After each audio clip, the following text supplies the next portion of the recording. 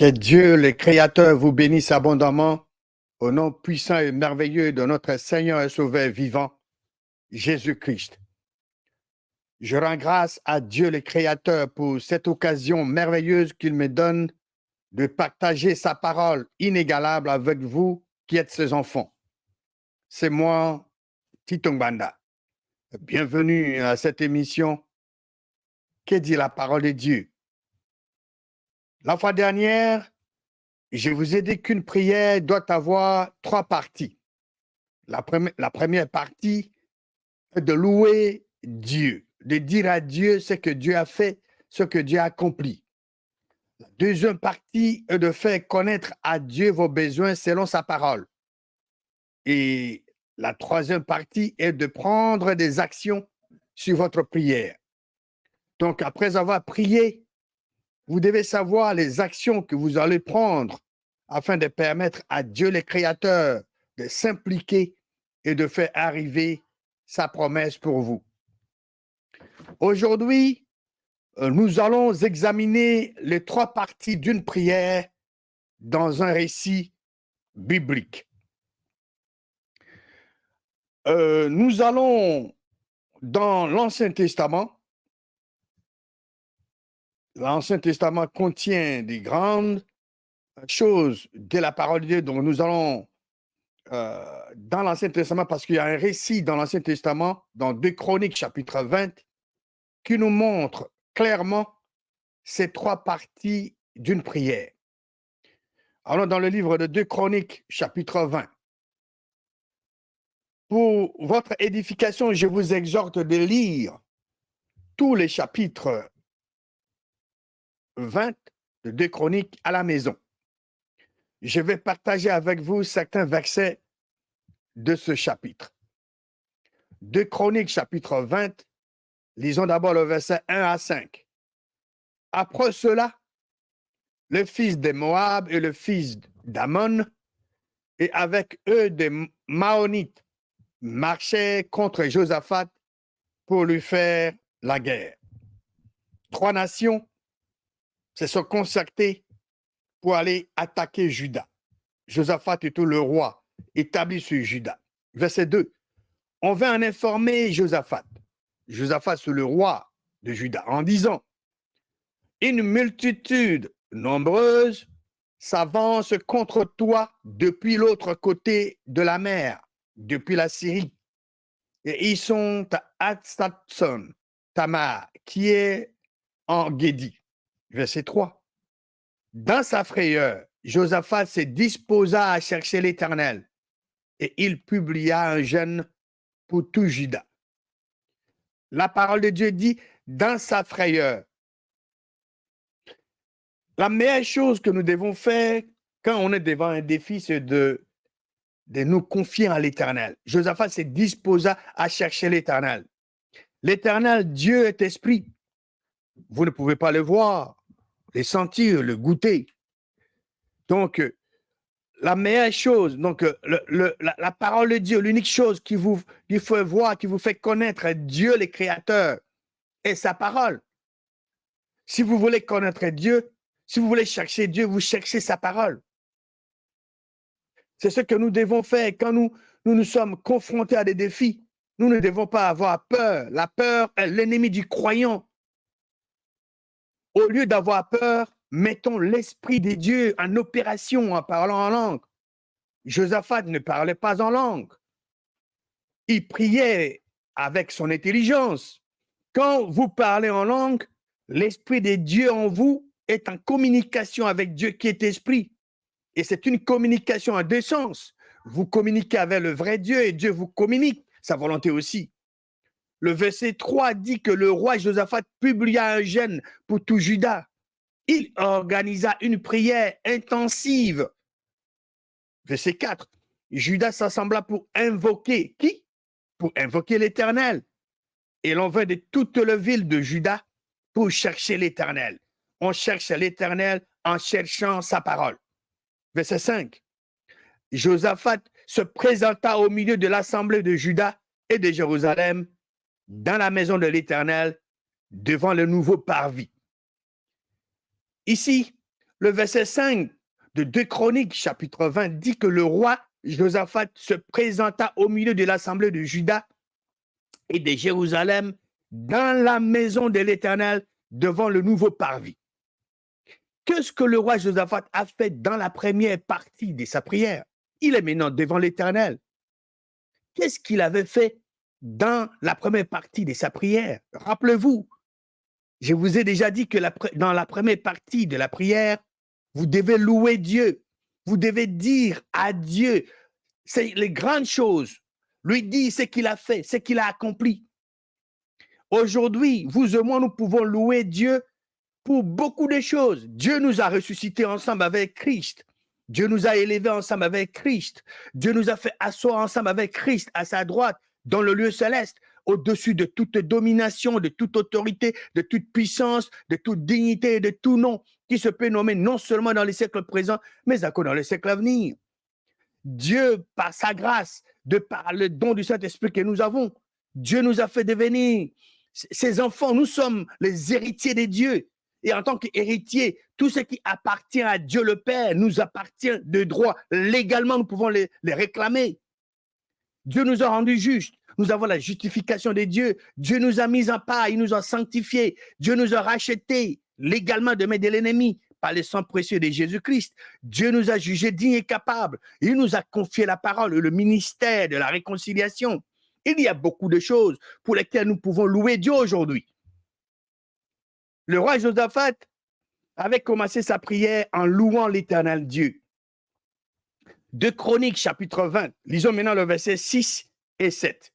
Et il dit, le roi Josaphat dit, Éternel, Dieu de nos pères, n'es-tu pas Dieu dans les cieux? Oui. Il reconnaît que Dieu est Dieu dans les cieux. Et n'est-ce pas toi qui domines sur tout le royaume des nations? Dieu domine sur tout le royaume des nations. Il dit ça à Dieu. Il dit, n'est-ce pas toi qui as en main la force et la puissance et à qui nul ne peut résister? Voilà. Dieu a en main la force et la puissance et nul ne peut résister à Dieu. Donc, dans la première partie de sa prière, le roi Josaphat reconnaît et dit à l'Éternel, Dieu de ce Père, qu'il est Dieu dans les cieux. Le roi dit à Dieu que c'est lui, l'Éternel, Dieu qui domine sur tout le royaume des nations. Le roi Josaphat a dit à l'Éternel que c'est lui qui a en main la force et la puissance et à qui nul ne peut résister. Verset 7. N'est-ce pas toi, ô notre Dieu, qui a chassé les habitants de ce pays devant ton peuple d'Israël? Il y rappelle cela à Dieu, ce que Dieu avait fait. C'est Dieu qui avait chassé les habitants de ce pays devant son peuple d'Israël et qu'il a donné pour toujours à la postérité d'Abraham qui t'aimait. Il rappelle à Dieu que Dieu avait fait cette promesse pour Abraham et sa postérité. Il rappelle à Dieu, tu as donné pour toujours à la postérité d'Abraham qui t'aimait. Le roi Josaphat reconnaît et dit à l'Éternel Dieu que c'est lui qui avait chassé les habitants de ce pays devant son peuple d'Israël et qu'il a donné pour toujours à la postérité d'Abraham qui aimait l'Éternel Dieu. La deuxième partie de la prière, c'est de faire connaître à Dieu vos besoins. Faire connaître à Dieu vos besoins. C'est très important. Vous faites connaître vos besoins à Dieu. Et c'est ça que la parole de Dieu nous dit dans Philippiens chapitre 4, verset 6.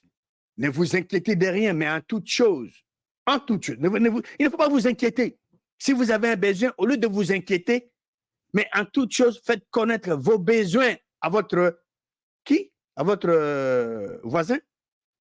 À votre chef? Non. Faites connaître vos besoins à Dieu par des prières et des supplications avec des actions de grâce. Qu'est-ce que le roi Josaphat a fait dans la deuxième partie de sa prière? Comme je venais de le dire, vous devez toujours vous rappeler de ça, la deuxième partie de la prière, d'une prière, vous faites connaître vos besoins à Dieu. Voilà.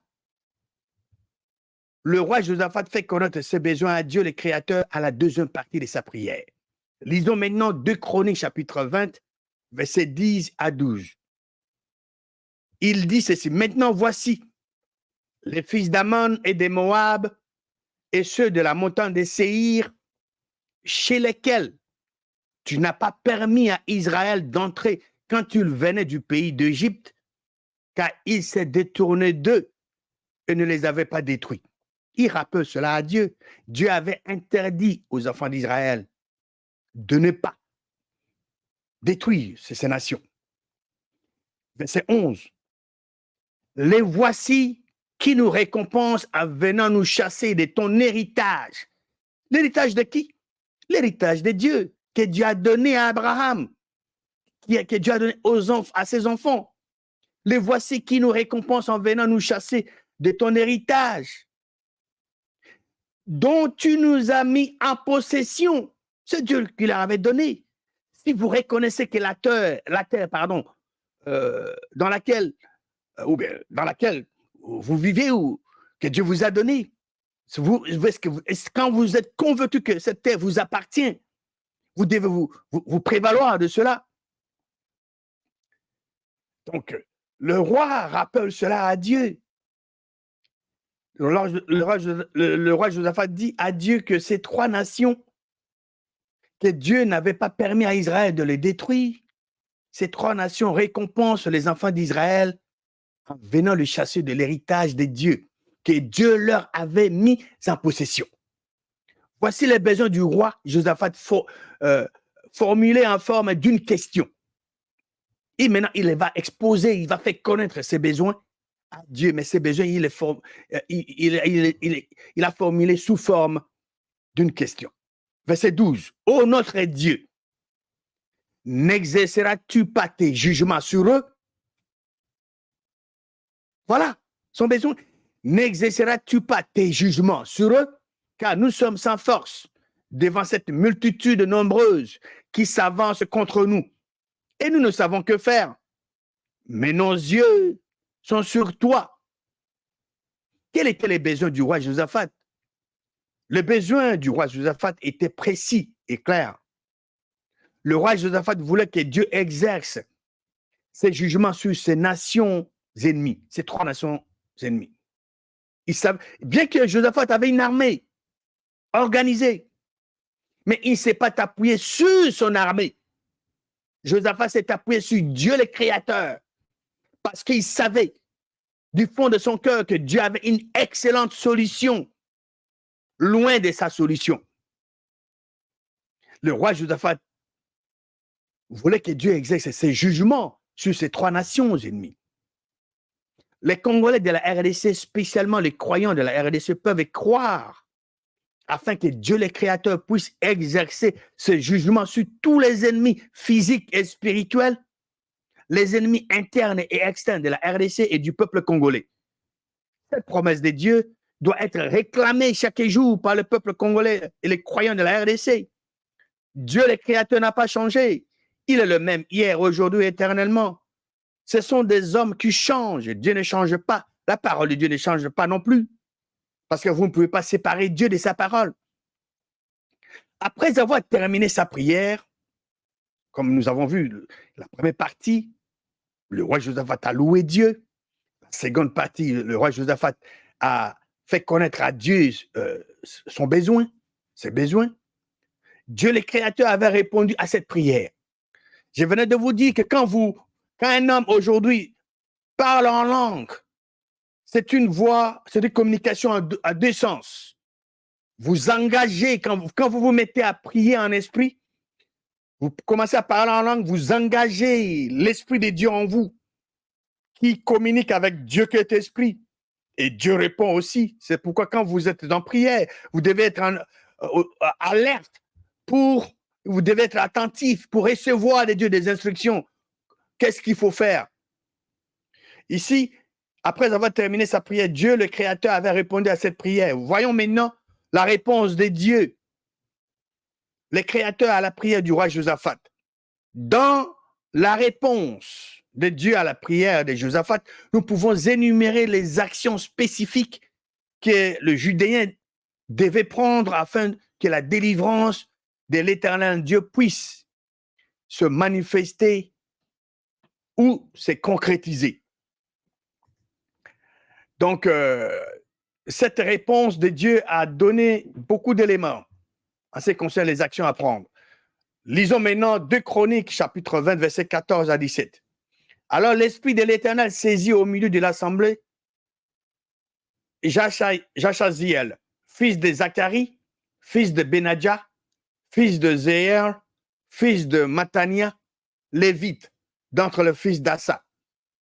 C'est un lévite.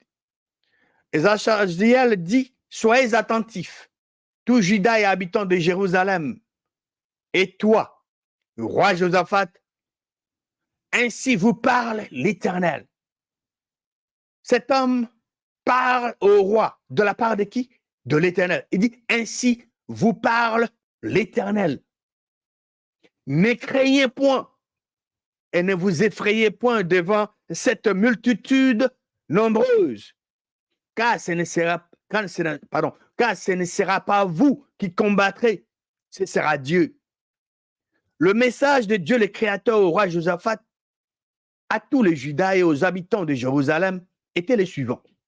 Ne craignez point et ne vous effrayez point devant cette multitude nombreuse, car ce ne sera pas vous qui combattrez, ce sera Dieu. Chaque fois que Dieu le Créateur s'adresse à son peuple, Dieu a toujours dit de ne pas avoir peur, de ne pas craindre. Voilà Dieu le Créateur, parce qu'il peut tout faire pour ses enfants qui croient en lui. Verset 16. Le message de cet homme de Dieu continue. Demain, descendez contre eux. Faites quoi? Descendez. Il n'est pas dit restez chez vous à la maison et que Dieu va s'occuper de ça. Non, descendez contre eux. Ils vont monter par la colline de Tiste et vous les trouverez à l'extrémité de la vallée. Dieu donne les détails, comment ces gens-là vont venir. Vous les trouverez à l'extrémité de la vallée, en face du désert de Jéruel. Verset 17. Vous n'aurez point à combattre en cette affaire. Présentez-vous, tenez-vous là, et vous verrez la délivrance que l'Éternel vous accordera. Ils doivent se présenter, ils doivent se tenir là. Juda et Jérusalem, ne craignez point et ne vous effrayez point. Demain, sortez à leur rencontre et l'Éternel sera avec vous. Ne craignez point et ne vous effrayez point. Ici, c'est la deuxième fois que l'homme de Dieu parle. Et quand une chose est répétée dans la parole de Dieu, cela est établi. Le message de Dieu, le Créateur, continue. Demain, descendez contre eux. Ils vont monter par la colline de Tite et vous les trouverez à l'extrémité de la vallée, en face du désert de Jéruel. Voilà les détails. Vous n'aurez point à combattre en cette affaire. Présentez-vous, tenez-vous là et vous verrez la délivrance que l'Éternel vous accordera. Juda et Jérusalem, ne craignez point et ne vous effrayez point. Demain, sortez à leur rencontre et l'Éternel sera avec vous. C'était superbe. Superbe. Parce que il devait prendre une action. L'action, c'était descendre contre eux. Il devait se présenter. Il devait se tenir. Et ils ont vu la délivrance que l'Éternel leur avait accordée. Et il a insisté. Il ne devait pas craindre, il ne devait pas avoir peur. Il devait sortir à leur rencontre. Vous devez prendre des actions comme ça. Donc Dieu a donné des instructions précises. Et Dieu a exécuté sa volonté quand les enfants d'Israël ont obéi, quand ils ont pris l'action pour descendre, pour se présenter, pour se tenir là où Dieu avait dit qu'ils devaient aller se tenir. Et ils ont vu la délivrance de l'Éternel. Mais s'ils étaient restés chez eux à la maison, ils ne pouvaient pas voir cette délivrance de l'Éternel. Les Congolais de la RDC peuvent s'inspirer de ce que le Judéen avait fait pour qu'ils soient délivrés de main de leurs ennemis. Si les Congolais de la RDC veulent voir cette promesse de Dieu s'accomplir pour eux, ils doivent faire ce qui suit.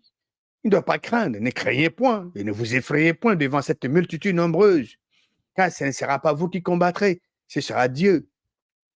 La peur est l'ennemi des croyants. La peur a ruiné la vie des gens plus que toutes les guerres réunies du monde. Présentez-vous. Vous devez prendre des actions. Tenez-vous là. Chacun à ce qui les concerne. Et vous verrez la délivrance que l'Éternel vous accordera. Chaque Congolais et Congolaise doit prendre des actions selon la parole de Dieu, là où il est, où elle est, pour voir la promesse de Dieu s'accomplir, pour voir la délivrance de Dieu. Les Judéens devaient se présenter et se tenir là où Dieu voulait qu'ils soient. Peuple congolais de la RDC et les Quinois, ne craignez point et ne vous effrayez point. Vous devez sortir à la rencontre de vos ennemis et l'Éternel sera avec vous. Ce n'est pas en restant chez vous à la maison que l'Éternel va vous accompagner. Non, vous devez prendre des actions. Vous devez prendre des actions pour vous approprier la terre que Dieu vous a donnée. Et pendant que vous prenez des actions pour vous approprier la terre que l'Éternel Dieu vous a donnée, alors lui va s'impliquer pour qu'il y ait la délivrance, pour que vous puissiez jouir de cette terre. Donc, nous avons vu pour la deuxième fois, dans son message à Judas et à Josaphat, Dieu le Créateur dit, ne craignez point et ne vous effrayez point. Nous ne devons pas craindre. Nous ne devons pas nous effrayer. Au lieu d'avoir peur, prenons des actions appropriées sur les promesses de Dieu concernant notre situation. Et Dieu va y être impliqué pour nous délivrer et pour nous donner la victoire. Voyons maintenant la troisième partie de la prière du roi Josaphat. Rappelez-vous, la troisième partie de la prière est l'action ou les actions que vous allez prendre. Au verset 2 Chroniques 20, verset 20. Le lendemain, il s'est mis en marche du grand matin pour le désert de Tekoa. Vous voyez, ils ont pris des actions maintenant pour exécuter l'ordre de l'Éternel. Alors de part, Josaphat se présenta et dit, écoutez-moi, Judas et habitants de Jérusalem, confiez-vous en l'Éternel votre Dieu et vous serez affermis. Confiez-vous en ses prophètes et vous réussirez. La parole de Dieu dit au verset 20 de Chroniques 20 que le Judéen s'est mis en marche du grand matin pour le désert de Tekoa. Alors, de pas, le roi Josaphat les consola, le réconforta en disant, écoutez-moi, Judas et habitants de Jérusalem, confiez-vous en l'Éternel, votre Dieu, et vous serez affermis. Confiez-vous en ses prophètes, et vous réussirez. Puis, d'accord avec le peuple, il nomma des chantres qui, revêtus d'ornements sacrés et marchant devant l'armée, célébrant l'Éternel et disaient, louez l'Éternel, car sa miséricorde durera toujours. Au moment où l'on commençait le chant et le louange, l'Éternel plaça une embuscade contre le fils d'Ammon et de Moab et ceux de la montagne de Séir qui étaient venus contre Juda. Et ils furent tous battus. Qu'est-ce que l'Éternel Dieu a... Pardon, quand est-ce que l'Éternel Dieu avait placé une embuscade contre ces trois nations païennes? Quand les enfants d'Israël avaient pris des actions, ils ont marché, ils sont descendus là où Dieu avait voulu qu'ils soient.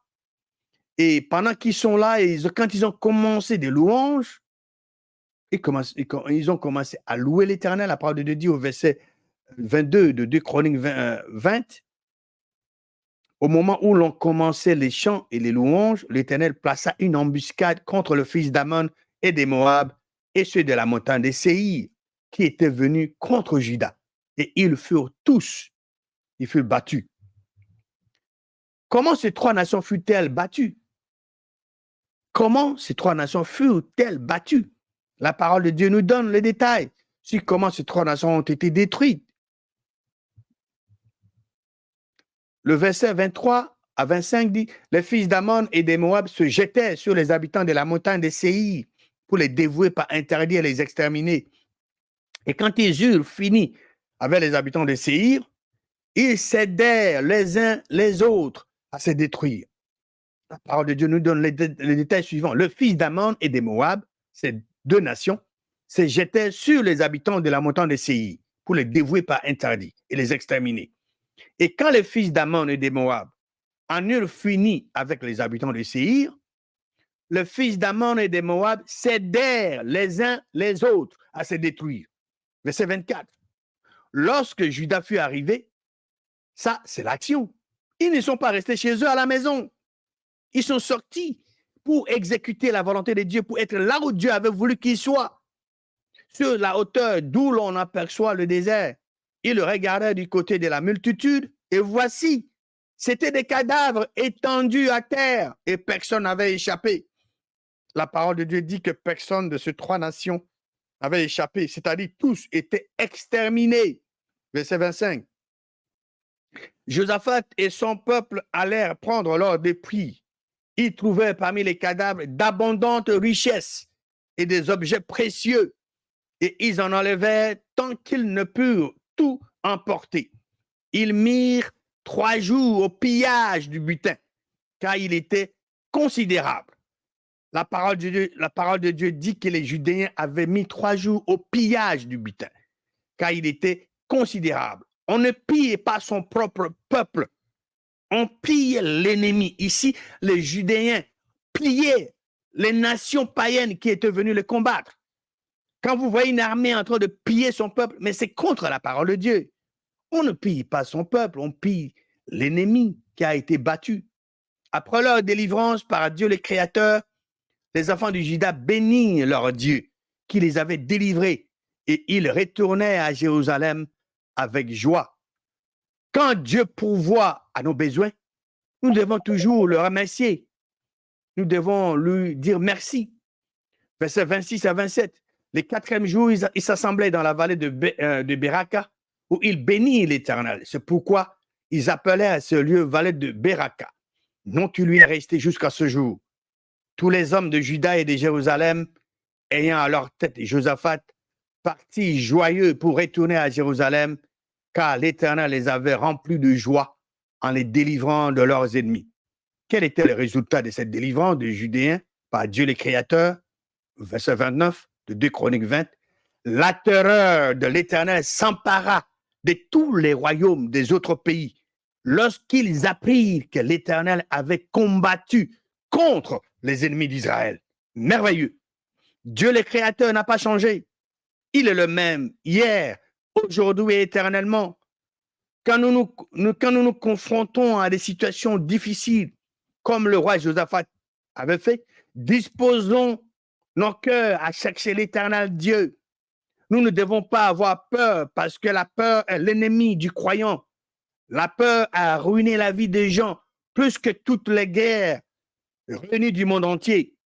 Devant les défis de la vie, louons Dieu.